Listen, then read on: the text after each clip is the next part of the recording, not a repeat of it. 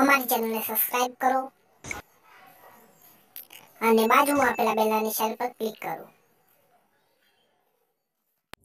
નમસ્તે મિત્રો, day 25 captain GK and current affair ચેનલમાં મિત્રો આપનું હાર્દિક સ્વાગત છે. તો મિત્રો દરરોજની જેમ આજે પણ જોઈએ મિત્રો, દરરોજ જે મિત્રો આપણે કરંટ અફેર જોઈએ છે તો મિત્રો આપણે એક બે દિવસથી મિત્રો એ ગુજરાતની અંદર મિત્રો જે ટાટ એક્ઝામ 27 જાન્યુઆરી 2019ના રોજ મિત્રો લેવાની છે, તો એની અંદર જે મિત્રો સાયકોલોજી એટલે કે મનોવિજ્ઞાનના જે મિત્રો મહત્વના પ્રશ્નો મિત્રો પૂછાય 40 માર્ક્સનું, એના મિત્રો કેટલાક પ્રશ્નોની વાત કરીએ.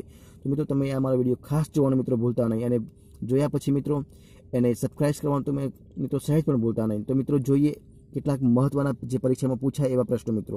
તો નંબર 1, ટાટ એટલે કે થીમેટિક એપ્રેશન ટેસ્ટ એ કયા એટલે કે કોના પર આધાર રાખે છે? આવો પ્રશ્ન પૂછો શું કે છે કે ટાટ એ કસોટી છે કે થીમેટિક એપ્રેશન ટેસ્ટ કસોટી છે, એ મિત્રો કોના પર આધાર રાખે છે? તો એના ઓપ્શન આપ્યા છે. નંબર 1, માનલિક યાંત્રિક ટેકનિક પર આધાર રાખે છે. નંબર 2, પ્રોજેક્ટ પ્રક્ષેપણ ટેકનિક પર આધાર રાખે છે. નંબર 3, સ્ટોરી ટેકનિક પર આધાર રાખે છે. નંબર 4, પિક્ચર ટેકનિક પર આધાર રાખે છે. તો મિત્રો જે ટાટ એટલે કે થેમેટિક એપ્રેશન ટેસ્ટ કસોટી છે મિત્રો, એ પ્રોજેક્ટ પ્રક્ષેપણ ટેકનિક પર આધાર રાખે છે. શું કહે છે કે જે પ્રોજેક્ટ છે એ પ્રોજેક્ટ ટેકનિક પર આધાર રાખે છે, કે જે બીજો ઓપ્શન છે એ સાચો જવાબ છે. આગળ જોઈએ મિત્રો, બીજો પ્રશ્ન, ડેવલપમેન્ટ ટેસ્ટ વિકાસ કાર્યો કયા વૈજ્ઞાનિક છે એના શબ્દ પ્રયોગ કરે? તો શું કહે છે કે ડેવલપમેન્ટ જે ટેસ્ટ છે એને જે કસોટી છે તો એ વિકાસના કાર્યો પર કયા વૈજ્ઞાનિકે શબ્દ પ્રયોગ કર્યો? તો એના ઓપ્શન આપ્યા છે. એ જેસેલ, નંબર 2 હેવિજેર્સ્ટ, નંબર 3 કેર્મિસેલ, નંબર 4 ઇજી હર્લોગ. તો મિત્રો ડેવલપમેન્ટ ટેસ્ટ છે એ વિકાસ કાર્યો એવો જે શબ્દ પ્રયોગ કર્યો છે એ વૈજ્ઞાનિક હતા હેવિજેર્સ્ટ. એ બીજો ઓપ્શન મિત્રો છે આપણો, એ સાચો જવાબ છે. આગળ જોઈએ મિત્રો, ત્રીજો પ્રશ્ન, નીચેનામાંથી કયું અપાનુકૂલનનું લક્ષણ નથી? તો નંબર 1 મિત્રો, નંબર 1 નખનું કરડવું, નંબર 2 દિવાસ્વપ્ન, નંબર 3 મિત્રો સેલ્ફિશનેસ, નંબર 4 વિકારિયસ ઉત્તેજન વખતે વધુ પડતું વાંચન કરવું. તો મિત્રો જે અપાનુકૂલન લક્ષણ છે એ નખનું કરડવું છે, સેલ્ફિશ છે, દિવાસ્વપ્ન છે, એ અપાનુકૂલનના લક્ષણો છે. તો કયું નથી? તો વાયરસિયસ ઉત્તેજન વખતે વધુ પડતું મિત્રો જે વાંચન છે, જે આપણો ચોથો ઓપ્શન છે મિત્રો, એ અપાનુકૂલન લક્ષણ નથી, એટલે કે ચોથો ઓપ્શન છે એ સાચો જવાબ છે. નંબર 4 પ્રશ્ન મિત્રો, પર્સનાલિટી શબ્દ કઈ ભાષા ઉપરથી ઉતરી આવે છે? તો એના ઓપ્શન આપ્યા છે. જર્મન ભાષા પરથી, નંબર 3 લેટિન ભાષા પરથી, નંબર 4 અંગ્રેજી ભાષા પરથી. તો મિત્રો પર્સનાલિટી જે શબ્દ છે એ લેટિન ભાષા પરથી ઉતરી આવ્યો છે, એટલે કે જે ત્રીજો ઓપ્શન છે એ સાચો જવાબ છે. એટલે કે શું કહે છે કે જે પર્સનાલિટી શબ્દ છે એ લેટિન ભાષા પરથી ઉતરી આવ્યો છે.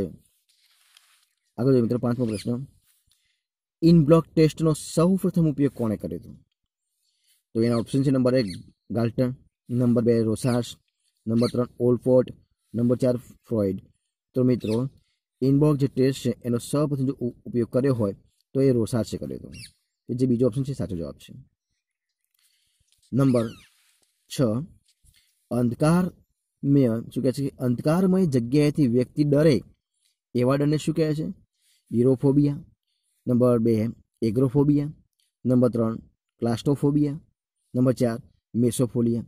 તો મિત્રો અંધકાર જે હોય, જે રાત્રિ અંધાર હોય છે, તો અંધકારમય જગ્યાએથી વ્યક્તિ ડરી જાય અને એ અંધારથી ડરે તો એવા જે વાતાવરણ ઊભું થાય તો એવા ડરને કયો પ્રકાર કહી શકાય? તો એબ્રોફોબિયા. શું કહે છે? નંબર બીજો ઓપ્શન સાચો છે. શું કહે છે કે અંધકારમય જગ્યાથી જો વ્યક્તિ ડરી જાય તો એવા ડરને એગ્રોફોબિયા કહેવામાં આવે છે, કે જે બીજો ઓપ્શન છે એ સાચો જવાબ છે.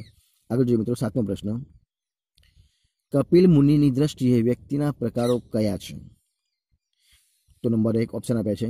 વાત ગુણ પ્રદાન, નંબર 2 પિત્ત ગુણ પ્રદાન, નંબર 4 કફ ગુણ પ્રદાન. નંબર બીજો સત્વગુણી, રજોગુણી કે પિત્ત ગુણી.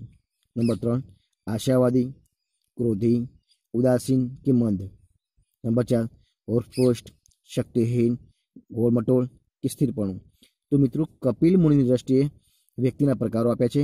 તો કપિલ મુનિ કોને માને છે? કે જે સત્વગુણી હોય, રજોગુણી હોય અને પિત્ત ગુણી હોય, એવા એ કપિલ મુનિની દ્રષ્ટિએ વ્યક્તિના પ્રકારો આપે છે, એટલે કે જે બીજો ઓપ્શન છે આપણો એ સાચો જવાબ છે. આગળ જોઈએ મિત્રો, 8મો પ્રશ્ન, અયોગ્ય વિધાન જણાવો, કે આમાંથી ખોટું વિધાન કયું છે એ શોધી બતાવો, એવો પ્રશ્ન પૂછ્યો હોય તો નંબર 1 એના ઓપ્શન આપે છે કે વૃદ્ધિ માટે વિકાસ થવો આવશ્યક નથી.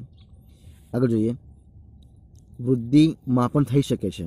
નંબર 3, વૃદ્ધિ ચોક્કસ મર્યાદામાં થતી નથી. નંબર 3, વૃદ્ધિનું પરિણામ જોઈ શકાય છે. શું કહે છે? તો આમાંથી ખોટું વિધાન કયું છે? તો મિત્રો, વૃદ્ધિ માટે વિકાસ થવો આવશ્યક નથી, વૃદ્ધિનું માપન થઈ શકે છે, વૃદ્ધિનું પરિણામ જોઈ શકાય છે. આ બધા વિધાન છે મિત્રો સાચા છે, એટલે કે યોગ્ય છે. અને વૃદ્ધિ ચોક્કસ મર્યાદામાં થતી નથી, જે આ વિધાન આપ્યું છે એ વિધાન ખોટું છે, એટલે કે અયોગ્ય છે. એટલે કે જે ત્રીજો ઓપ્શન છે એ આપણો સાચો જવાબ છે. આગળ જોઈએ, 9મો પ્રશ્ન, અયોગ્ય વિધાન જણાવો. આગળ તો શું કહે છે કે અયોગ્ય વિધાન જણાવો એવો પ્રશ્ન પૂછે છે. તો એનો ઓપ્શન છે વિકાસ એ સંકુલ ઘટના છે. નંબર 2, વિકાસ સમગ્રતા સાથે સંકળાયેલ નથી. નંબર 3, વિકાસના માપની પ્રક્રિયા સરળ નથી. નંબર 4, વિકાસ ચોક્કસ મર્યાદામાં થાય છે. એટલે અયોગ્ય વિધાન કયું છે? વિકાસ એ ચોક્કસ મર્યાદામાં થતો નથી, પણ આમાં શું આપ્યું છે કે વિકાસ ચોક્કસ મર્યાદામાં થાય છે. એટલે કે ચોથું વિધાન છે એ આપણો જવાબ સાચો છે. શું કહે છે? ચોથો જવાબ છે એ સાચો જવાબ છે. આગળ જોઈએ મિત્રો, 10મો પ્રશ્ન, બાળકના ગર્ભાધાનથી માંડીને જીવન પર્યંત ચાલનારી પ્રક્રિયા એટલે વિકાસ. આ વાક્ય સાથે વિકાસનો કયો નિયમ લાગુ પડે છે? શું કહે છે કે બાળકના ગર્ભાધાનથી માંડીને જીવન પર્યંત ચાલનારી પ્રક્રિયા જે છે એટલે વિકાસ કહી શકાય. તો આ વાક્ય સાથે વિકાસનો કયો નિયમ લાગુ પડે છે? તો નંબર ઓપ્શન આપે છે. નંબર 1, વિભિન્ન ગતિનો. નંબર 2, નિરંતર વિકાસનો. નંબર 3, વિકાસ ક્રમનો. નંબર 4, વિકાસ દિશાનો. તો મિત્રો, બાળકના ગર્ભાધાનથી માંડીને જીવન પર્યંત ચાલનારી જે પ્રક્રિયા એટલે વિકાસ છે, તો આ વાક્યની અંદર એ નિરંતરતાનો વિકાસ જે છે, નિરંતર વિકાસનો, એ ઓપ્શન સાચો જવાબ છે. એટલે કે એ વિકાસ સાથે એ નિયમ લાગુ પડે છે. કયો? નિરંતર વિકાસનો નિયમ લાગુ પડે છે. આગળ જો મિત્રો, 11મો પ્રશ્ન, બાળક પહેલા પોતાના સંપૂર્ણ અંગને અને ત્યારબાદ અંગોના વિવિધ ભાગોને ચલાવતો શીખે છે. શું કહે છે? બાળક પહેલો પોતાના સંપૂર્ણ અંગને અને ત્યારબાદ અંગોના વિવિધ ભાગોને ચલાવતો શીખે છે. તો એના ઓપ્શન આપ્યા છે પરસ્પર સંબંધનો સિદ્ધાંત. નંબર 2, સમાંતરાનો સિદ્ધાંત. નંબર 3, એકીકરણનો સિદ્ધાંત. નંબર 4, વિકાસ દિશાનો સિદ્ધાંત. તો મિત્રો, જે બાળક છે, બાળક પહેલા પોતાના સંપૂર્ણ અંગને અને ત્યારબાદ એટલે કે ત્યાર પછી અંગોના વિવિધ ભાગોને ચલાવતો શીખે છે. તો એની અંદર એકીકરણનો સિદ્ધાંત વપરાયો હોય છે. એટલે કે જે ત્રીજો ઓપ્શન છે આપણો એ સાચો જવાબ છે.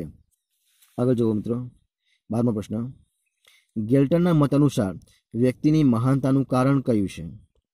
તો એનો ઓપ્શન છે નંબર 1, વાતાવરણ. નંબર 2, વારસો. નંબર 3, શિક્ષણ. નંબર 4, ખોરાક. તો મિત્રો, ગેલ્ટનના મત પ્રમાણે એ વ્યક્તિની મહાનતાનું કારણ એ વારસો છે. એટલે કે બીજો ઓપ્શન છે એ સાચો જવાબ છે.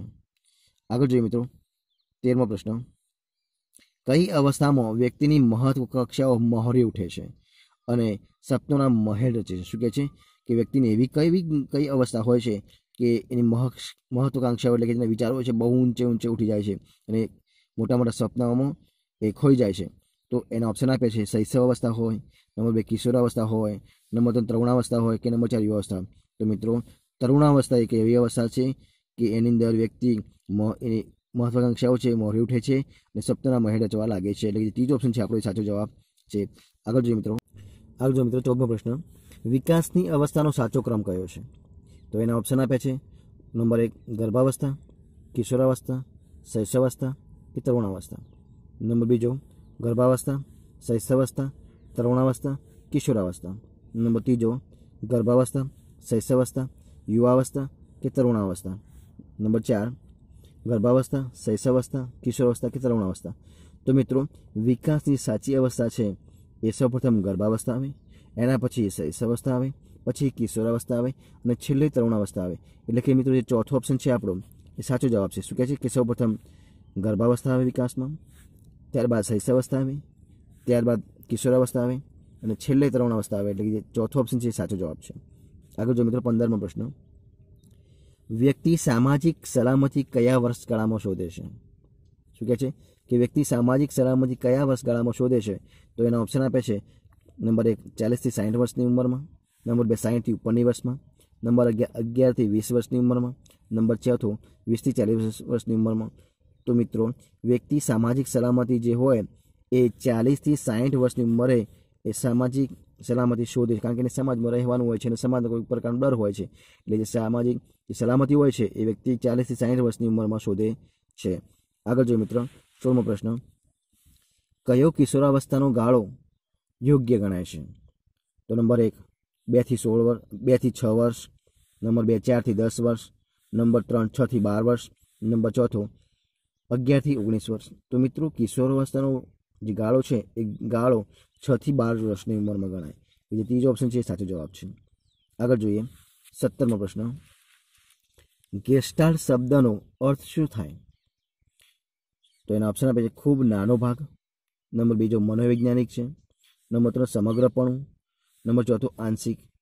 તો મિત્રો જે ગેસ્ટાલ્ટ છે એક મનોવૈજ્ઞાનિક તો છે જ ગેસ્ટાલ્ટ, પણ શું કહે છે કે ગેસ્ટાલ્ટનો અર્થ શું થાય? તો ગેસ્ટાલ્ટ એટલે કે સમગ્રપણું. ત્રીજો ઓપ્શન સાચું. શું કહે છે? ગેસ્ટાલ્ટનો અર્થ એ સમગ્રપણું એવો થાય છે, કે જે ત્રીજો ઓપ્શન છે સાચો જવાબ છે. આગળ જોઈએ મિત્રો 18મો પ્રશ્ન, આંતરસૂજ માટે કઈ બાબત અનિવાર્ય છે? તો એના ઓપ્શન આપે છે નંબર 1 ઉપર છેલ્લું દર્શન, નંબર 2 સમગ્રનું દર્શન, નંબર 3 નાના ભાગનું દર્શન, નંબર 4 ભાગ વિશે વિસ્તાર વિચાર. શું કે ભાગ વિશે વિચાર? તો મિત્રો આંતરસૂજ માટે એ સમગ્રનું દર્શન કરવું યોગ્ય છે, એટલે કે એ અનિવાર્ય છે. શું કહે છે કે આંતરસૂજ કોઈ પણ અંદરથી માહિતી મેળવી હોય તો એને સમગ્રનું નિરીક્ષણ કરવું પડે, સમગ્રનું દર્શન કરવું પડે. તો શું કહે છે કે આંતરસૂજ માટે એ સમગ્ર દર્શન એ બાબત એ મુખ્ય એટલે કે અનિવાર્ય ગણાય છે, એટલે કે જે આપણો બીજો ઓપ્શન છે સાચો જવાબ છે. આગળ જોઈએ મિત્રો 19મો પ્રશ્ન, અયોગ્ય જોડકું શોધો, કે આમાં ખોટું જોડકું કયું છે આપણે શોધવાનું છે. તો નંબર 1 ઇવાન પાવલોવ વર્તનવાદી હતા, નંબર 2 થોર્નડાઇક જોડાણવાદી હતા, નંબર 3 સ્કિનર કારક અભિસંધાનના હિમાયતી હતા, નંબર 4 અબ્રાહમ એમ મેસ્લો વર્તનવાદી હતા. તો અયોગ્ય જોડકું શોધવાનું છે. તો ઇવાન પાવલોવ વર્તનવાદી હતા, સાચી વાત છે. થોર્નડાઇક એ જોડાણવાદી હતા, એ પણ સાચી વાત છે. સ્કિનર એ કારક અભિસંધાનના હિમાયતી, એ પણ સાચી વાત છે. અબ્રાહમ એમ મેસ્લો એ વર્તનવાદી હતા, એ ખોટી વાત છે.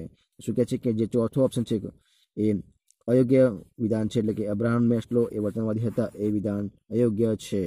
આગળ જોઈએ મિત્રો 20મો પ્રશ્ન, સિદ્ધિ પ્રેરણાનો સિદ્ધાંત કોણે આપ્યો છે? તો એના ઓપ્શન આપ્યા છે નંબર 1 અબ્રાહમ એ મેસ્લો, નંબર 2 મેકડેલેન્ડ, નંબર 3 પેસ્ટોલોજી, નંબર 4 વર્ધાઈમન. તો મિત્રો સિદ્ધિ જે પ્રેરણા છે એનો સિદ્ધાંત એ મેકડેલેન્ડે આપ્યો છે, એટલે કે જે બીજો ઓપ્શન છે સાચો જવાબ છે. તો મિત્રો તમને મારો વિડીયો ગમે હોય તો લાઈક કરો, કોમેન્ટ કરો, શેર કરો અને સબસ્ક્રાઈબ મિત્રો અચૂક જ કરશો. તો થેન્ક યુ મિત્રો.